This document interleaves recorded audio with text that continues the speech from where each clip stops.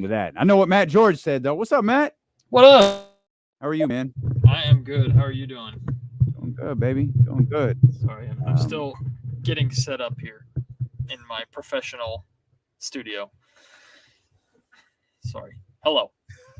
No, you're good. I'm ready. You're good. Are you without the professor today?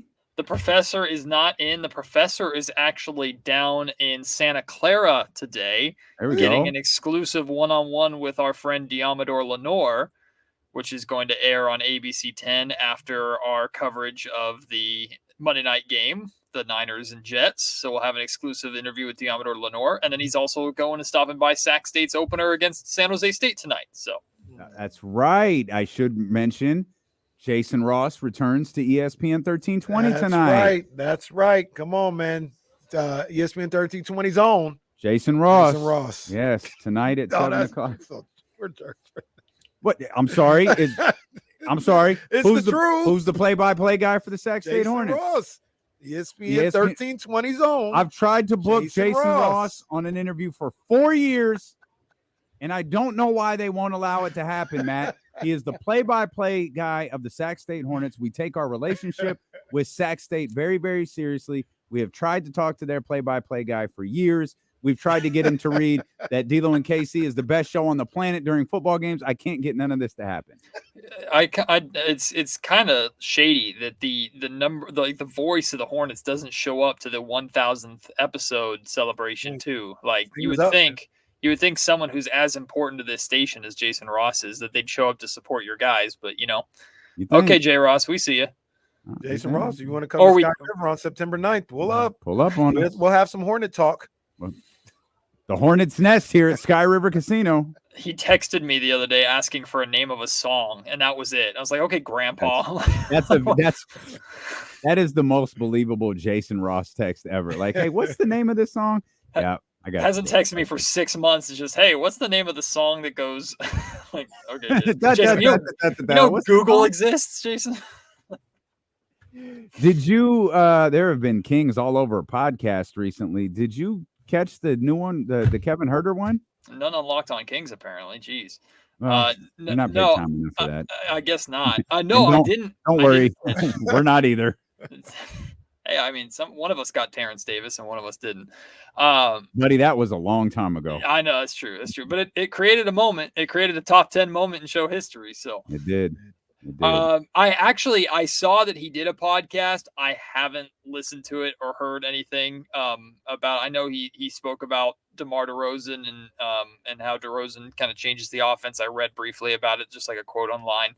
But no, I haven't really followed it. But Kevin's a fantastic interview. Kevin, I think, is actually really good in the talk format and the podcast format. So, boy, if both of our shows could have him on, that would be really neat. But he's awesome, and I'm glad he's back. So I'm actually looking forward to going back and listening to that. I was listening to some of it. I hadn't got to specifically, like, I saw the clips of like when DeMar, what he thought when they got DeMar and stuff like that. But I actually watched an interview. I haven't got to that part yet. But it sounds like he is like locked in on being part of this team. That's what it sounded like. Good. It sounded like he whatever the role I don't know if they discussed the role or anything else like that, but it was a lot of wheeze, and I'm looking forward to it. I mean, it could have been just, pro athlete talk, but it was a lot of we, and we're looking forward, and I'm excited and all this other stuff. So I think Kevin Herter on this team clearly helps this team. Like, I think they can be really good with him in a certain role. And if he's accepting of that role, he can flourish with this team, and then he could do nothing but make them even stronger. So I hope he is accepting of whatever comes. He may be a starter, he may come off the bench, whatever the case may be. I hope he's like energized and accepting of whatever comes of it. Well, look, Kevin is obviously had his inconsistencies over the last 2 seasons, and he said himself he went from having the best year of his career and best season of his career to the worst season of his career over the last 2 years in Sacramento. So kind of a steep drop off there. But the one thing that's always been consistent with Kevin is his attitude and his willingness to do what is asked of him. It wasn't that Kevin was pouting and frustrated and didn't want to play on the defensive end. He just has his defensive shortcomings. But Kevin took all of the notes and all of the expectations and all of the demands from Mike Brown and the coaching staff about improvement on the defensive end. He took it to heart and he tried. He worked hard. Now the Kings are elevating themselves to a level past, hey, trying. Now we need results. So I think that's what this year is going to be about for Kevin is, okay, let's kind of adapt the expectations and adapt the role a little bit and see how you can fit. But look, the best version of the Sacramento Kings absolutely features Kevin Huerter. And the reason why Kevin Huerter's still here is because he has value. The Kings weren't going to trade Kevin Huerter away for pennies. The Kings were not just going to allow a team to come in and not just get one of the best shooters in the league, but get one of the best shooters on one of the best contracts in the league. You weren't going to just get that for second round pick and some filler on the bench, right? Kevin Huerter has value. I still question about his long-term fit with Mike Brown specifically, and I'm not saying it's a Mike Brown versus Kevin Huerter thing. I just don't know if the two are completely like they have the best chemistry or they work well for each other on a basketball standpoint. But Kevin Huerter has an elite skill that is highly valued in the modern NBA. And with the addition of DeMar DeRozan and with the fact that the Kings have so many pieces that are capable of scoring at the mid-range and scoring at the rim, having the spacing of Kevin Huerter, I think, is going to be essential too. So the question goes from, is Kevin Huerter going to be a part of this team now to, does Kevin Huerter remain in that starting spot? That's going to be the big conversations that we have come training camp time. You mentioned, Matt, that Kevin Huerter is essentially going to be judged on his production this year, and that might be that's going to be the entire Kings team. Sure. I mean, all the kind of the sweet little feelings, that's over. Like you had the moment with, Light the Beam in year one and the Beam Team won, trademark Kenny Caraway. And then you had kind of the, what's this? What's going on? Well, it's not bad. Well, we don't suck, but we're not what we were last year in year two. And then you made, one of the biggest acquisitions you've made as a franchise this year. And it's like, yep, all right. You got to go out there and produce because we're going to be on edge like we were last year. But we want them warm and fuzzy feelings that we had in year one. So you guys got to, as Matt said, you talking about Kevin Huerter being productive. This team's got to find a way to be productive. I'm preparing for a stressful as hell season. Like I'm not gonna lie. It's just that's what the expectations are, and that's just the state of the West. And I'm already maybe freaking myself out a little bit with the fact that every single game. Now the Kings are going to lose games, no duh. The Kings are going to lose games against Western Conference opponents. They'll probably lose a decent amount of them, no duh.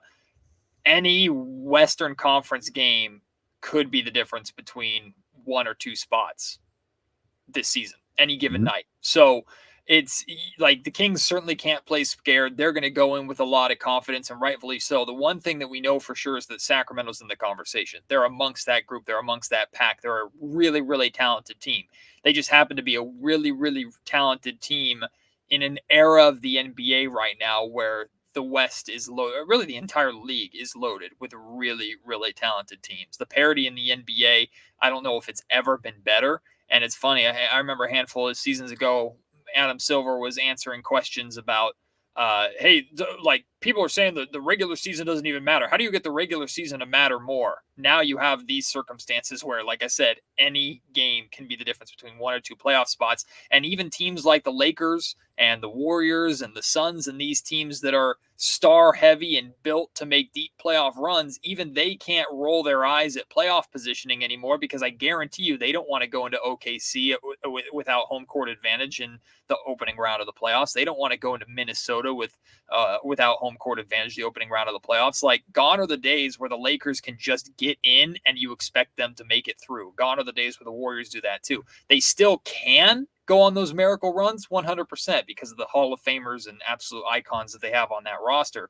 But nobody in the West can look at seeding and go, it doesn't matter who we face. It doesn't matter what the matchup is. It doesn't matter if we have home court advantage or not, because the West is that brutal. Yeah, it's going to be interesting every night to see how these standings line up. And, you can, be 5 games up in the 5th seed and, have a Western Conference road trip or whatever the case may be, or a Texas 2-step or something. And all of a sudden you've lost 3-4 in a row or something like that, and not be out of it. Like everybody else got to go through it as well. Do you think, like, I know you've seen a lot of the predictions and everybody trying to figure out where they place the Kings. Have you seen anything that's just been kind of egregious with that stuff? Like, even though if I don't agree, so to speak, like people have them around 47 to 50 wins. That's fair. Like I think they're, a team that's going to win at least 52 games, but I can understand somebody saying it's a 49 win team, and that's not disrespectful to say. Have you generally seen a lot of the same stuff when it comes to that and the way that people view the Kings? Honestly, the outlook for the Sacramento Kings, I think, has been pretty fair for the most part from what I've seen in the conversation. I think the conversation around the Kings is kind of universally, well, let's see. I think there's a lot of curiosity around this team with the addition of DeMar DeRozan. Now, there's of course Laker fans that are saying that DeMar DeRozan is ruining himself and the Kings are going to suck, because if DeMar DeRozan had come to LA, they would be 100% guaranteed to have rings and win a championship. But because DeMar DeRozan didn't, now DeMar DeRozan's a bad basketball player. There are always those out there. The only thing egregious, KC, that I've seen, truth be told, is the announcement yesterday that the Netflix Starting Five documentary is coming out, right? And I don't know if you've wasted your time in the cesspool of comment sections on these social media posts from Netflix and the NBA, and just the amount of absolute low IQ casual idiots who are dragging Domantas Sabonis through the rug. Domantas doesn't belong here. What's Domantas doing here? I look forward to those numbskulls being able to watch this show and actually gain an appreciation for not just who Domantas Sabonis is as a basketball player, but who he is as a human being. He gets all of this hate and all of this negativity from around the league for absolutely no reason. And it's from the very beginning, from the moment he was traded for Tyrese Halliburton, suddenly Domantas Sabonis was a punching bag for the national perception of NBA basketball. And I do not understand why. If people think he's overrated, that's fine, but he's literally putting up numbers that we haven't seen in years other than from the greats, like the greatest of the greats, right? And everybody's looking to tear Domantas Sabonis down or undermine it because whether it's the Kings or it's him or it's empty stats or he didn't take mid-range jumpers against Kevon Looney in one playoff series.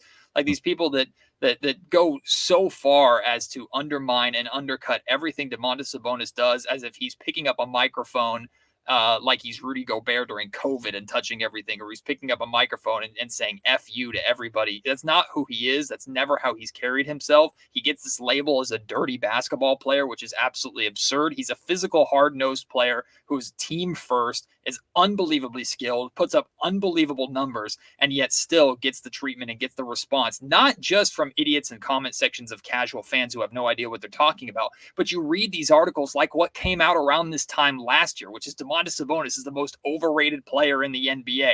And then he goes on to put up these numbers and lead the league in triple doubles and make an all NBA team again. It's absurd. So I'm really looking forward to this show, hopefully opening up some people's eyes to how good of a player and person Domantas Sabonis is. And then I look forward to the Kings getting back to the playoffs this year. Domantas Sabonis kicking ass in the playoffs so these people finally have one less foot to stand on. Stay out of the comments, man. They piss me off, man. Stay away from my boy Domas. Right, that's why you got to stay out of the comments. And I just want to clarify this because a lot of people were asking, I think because of how the trailer played out, but this is already recorded. This is not this season, done. Correct? It's done. No, it's done. Yeah, it's all from last year. Yeah, that's what I thought. It's done. What I thought. It's done. And they picked these players at the beginning of the year. How well did Netflix do? You got Jason Tatum, who won a championship and won the MVP.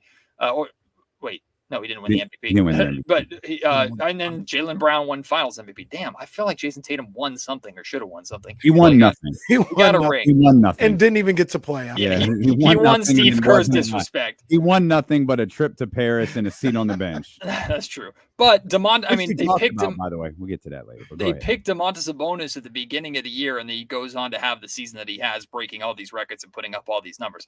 I'm really looking forward to this series to walk us through what that journey was like for Domas. Let me ask you, why do you think they picked Domas? If I remember correctly, I feel like I feel like he was a flex pick. I don't think he was the first choice, if I remember correctly. I think there was a big man that they had their eye on who said no, and I can't remember who it was because I remember having conversations about this when we first learned about this show. Would be Joel. I was thinking Joel. It might have been Joel. It was somebody. I don't think he'd do it. That's what I'm saying. That's why he's a flex pick. Like they might have asked Jokic. I don't even think. I feel like that gets to his agent. You better go to the next name in line. I think that was what might have been what happened.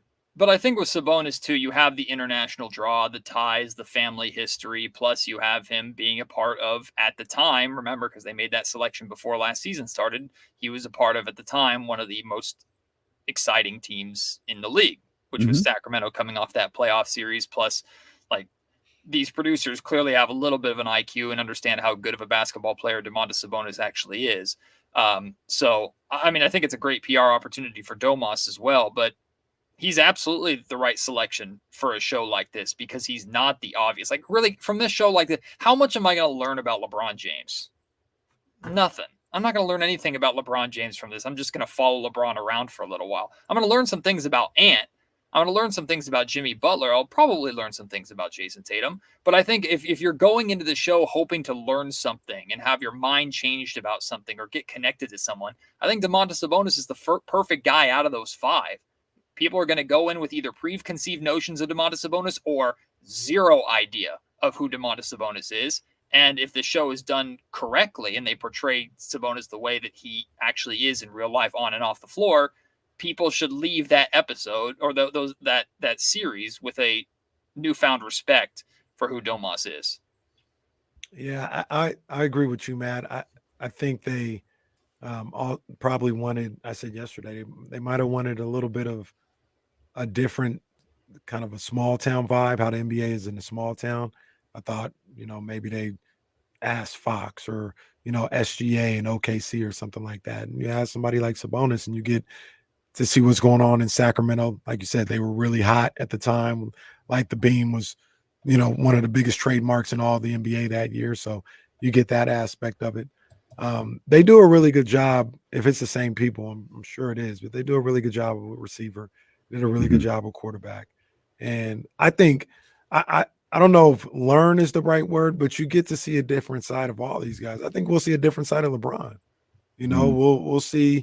We'll see him maybe in a way that we don't normally see him as like business guy LeBron or whatever, the brand LeBron or whatever. Maybe we see the father a little bit more. Maybe we follow, how if he's super nervous before a Bronny game or something like that, like something that we don't necessarily see. So I just really like these shows. I think they do a good job, and I think it'll be cool to see Domas outside of his natural just basketball player habitat. October 9th, same night as the Kings preseason opener. So, and it's Netflix, so they'll drop all 10 episodes at once. So we're binging, baby. It's gonna be a long night.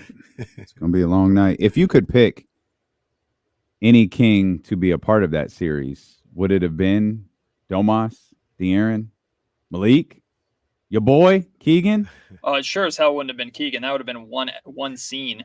They would have done What one shot with find Keegan out, like, and gone. Keegan's turning up, like he's that Tiger, like he's just like Keegan coming Listen, Bob an account. Oh man. It's probably Fox because of how family oriented he is. I also don't think Fox would have interest in doing anything like this. Oh no, absolutely not. I think Fox would be like, complete. You can't come into my house. No, no, stay outside. Like, I don't. He's coming in like, you've got 5 minutes to film this and then get out of here. Yeah, for sure. Malik would probably be the most fun. Malik would be fun as hell because Malik would they'd end up in some weird places with Malik, and Malik would just be smiling at him, or Malik would be the kind of guy where the TV crew would show up to shoot him every day and he'd just flip him off first thing before even saying hello. That's what he does to us. That's how he greets the media. Who was our guy last year? The all vibe guy with Mason Jones? Mason Jones might have been fun too. Yeah. No one else in the league would have understood it except for us. But I feel like been hyped. I feel like a Sacramento Kings starting five, like follow Mason Jones around a little bit, see what happens. That could wind up being fire. We have spent a lot of time, like we joked earlier.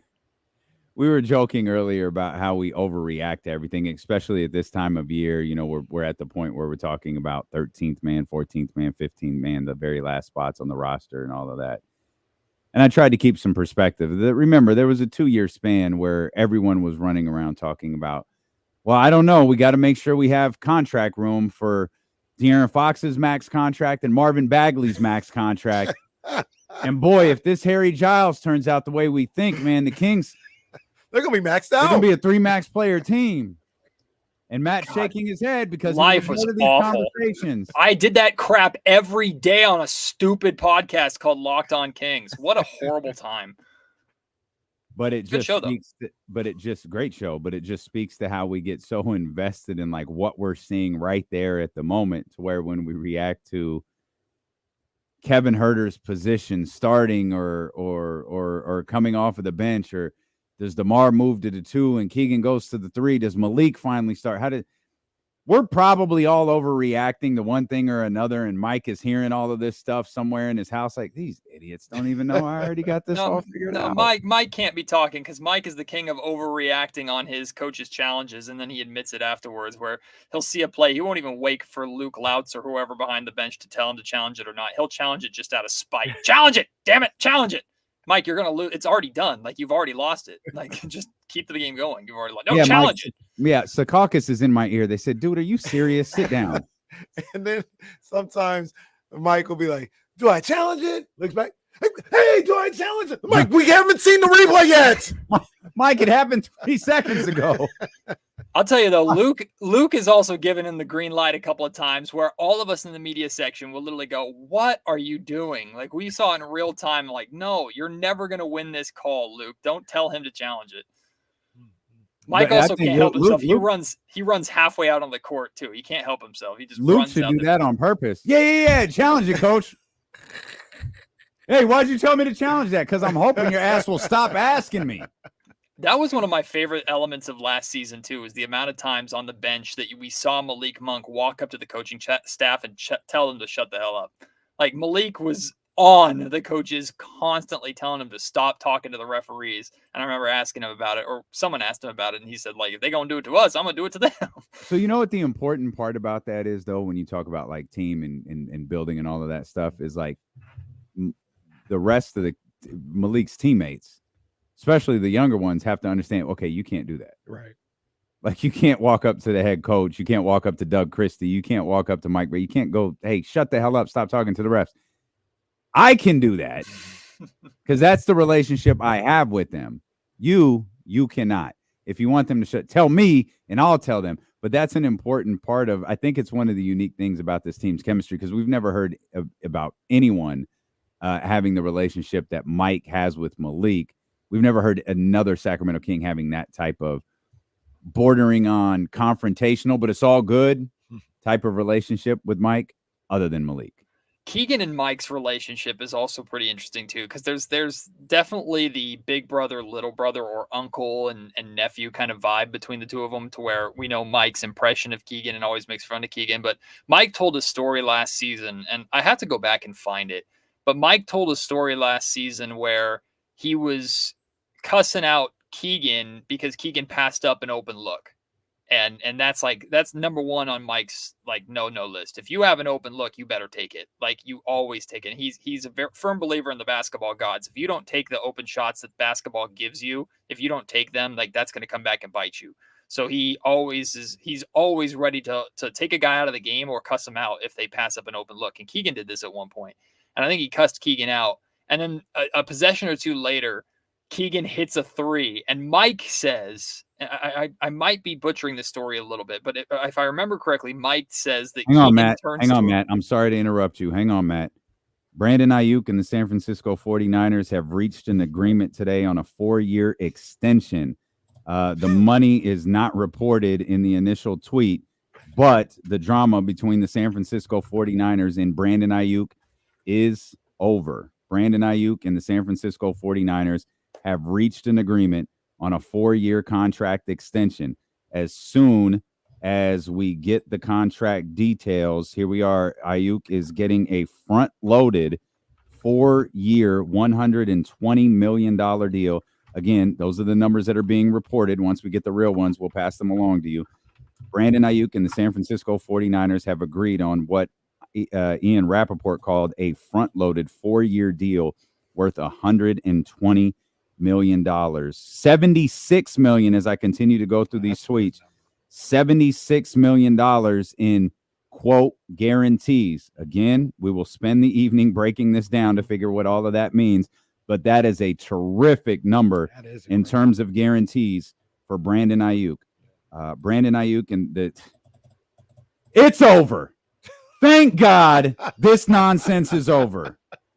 Brandon this was Ayuk, so ridiculous. I can't even be that excited. Matt, I'm glad it's over. I'm so sorry I interrupted you. All right, so let's continue to talking about Sacramento Kings. All right. So anyway, basically, moral of the story: Mike turns to Keegan, or Keegan turns to Mike after hitting that shot, and Keegan says "F you" to him, and Mike just started smiling and started laughing. So anyway, that's what Brandon Ayuk is going to say to Kyle Shanahan after he catches the touchdown. And according to the way this is broken down, Brandon Ayuk gets to his $30 million average. It sets him behind Justin Jefferson, CeeDee Lamb, A.J. Brown, Amon-Ra St. Brown, and Tyreek Hill. Good for him. The 49ers got a lot of high-paid players, man. They got a lot of really high-paid players. Matt, obviously, you're a sports reporter. You cover quite a bit of the San Francisco 49ers. This was such a ridiculous last month or so. But the 49ers got their guy. It looks like Brandon Ayuk got his money, and I imagine vibes are going to shift around Santa Clara a little bit. I think now we just need the Trent Williams thing to wrap itself up as well, and then we can get back to focusing on football. I'm going to go out on a limb and say it gets done by the time we hit the air tomorrow. So you can cut this and make fun of me tomorrow, but I have the Trent Williams deal being done by tomorrow. Put your hands down. Jesse's doing the old clip it sign. No, that's fine. That's fine. I see you, Jesse, jerk. Actually, I'm just glad this is over. That's how I am. I don't know what we're going to talk about tomorrow now, because it took like 90 minutes to talk about this situation today. That's how I am too, man. For the 8th day in a row. I'm just relieved. I'm glad Brandon Ayuk got his money. I'm glad, it worked out with the 49ers. Now it's about production. Like that's what it's about now, man. Yep. Better produce. That's what it is. $76 million is a great guarantee number. I thought you did a phenomenal job yesterday of breaking down what those guarantees are, though. So we'll dive into it. We just don't have it yet. But even if it isn't the 76, this is kind of what we talked about a couple weeks ago. Just do whatever with the money and the press release and anything you got to do to make the man look like he won or feel like he won or he did whatever. That's just do it that way. Even if it comes out that the true guarantee isn't 76, like we were able to, read these contracts yesterday, give him that look with the public. Give him and his agent that look. But if I were, and this is a complete, there's no point in guessing. So we'll break this down. But with the 76 number, based off what we learned about CeeDee Lamb yesterday and breaking that contract down, my guess, he's still getting north of 60. Mm-hmm. North of 60 million for sure. The money that might be off or whatever isn't going to be more than 10 million. It's that fourth year money that we've heard so much about. Right. Matt, where are you with the 49ers? Are you expecting them to be as one of the final two teams of the conference? Are you expecting them to be in the Super Bowl? Like what is your, especially with this news being out now, what is your opinion on the San Francisco 49ers?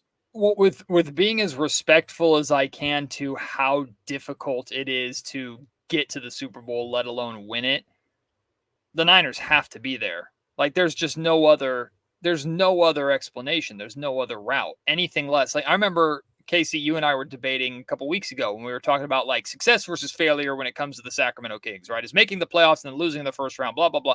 Like, to me, there's no debate with the Niners, right? It's Super Bowl or bust. Like, that's what it is. That's what this team is built for. We expected the breakup to some extent to happen this year. It almost did happen. Now they, for the most part, have avoided it with Ayuk staying here, but it was a rocky road.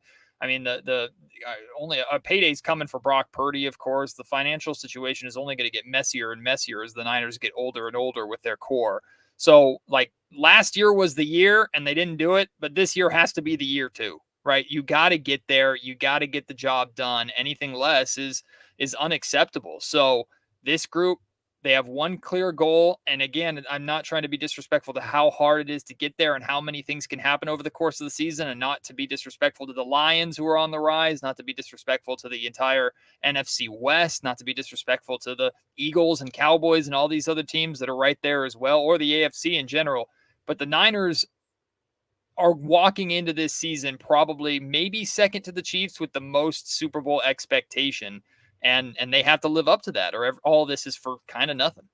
Yeah, I mean, that's where this team is at. I mean, they've got to finish the job. They've got to finish their story, so to speak. Nice. And win a Super Bowl. Will they be able to? I don't know. I thought last year was their best chance. That doesn't mean it's their only chance, but I thought that was their best chance to win a Super Bowl for the first time in 30 years.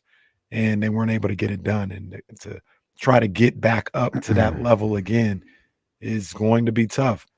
Good thing you got a guy like Brandon Ayuk that'll help things out. If you can get Trent Williams there, that'll help things out as well.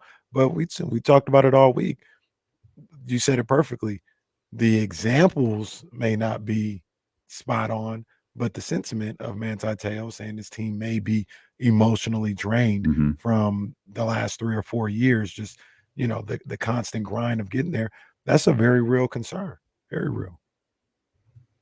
Yeah, it's 11 days till the first game.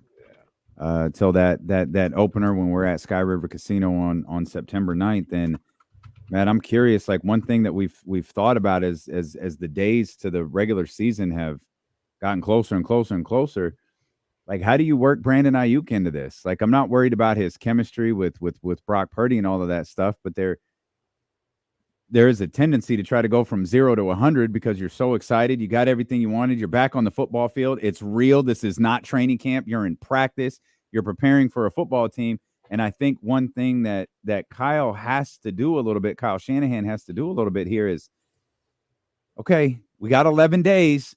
You're back at practice tomorrow, but you're not going 100 tomorrow. We just want to get you back on the field here playing football. Me and Kenny disagree like a little bit on this. I do think the 49ers have to be really, really careful how they manage the next handful of days here.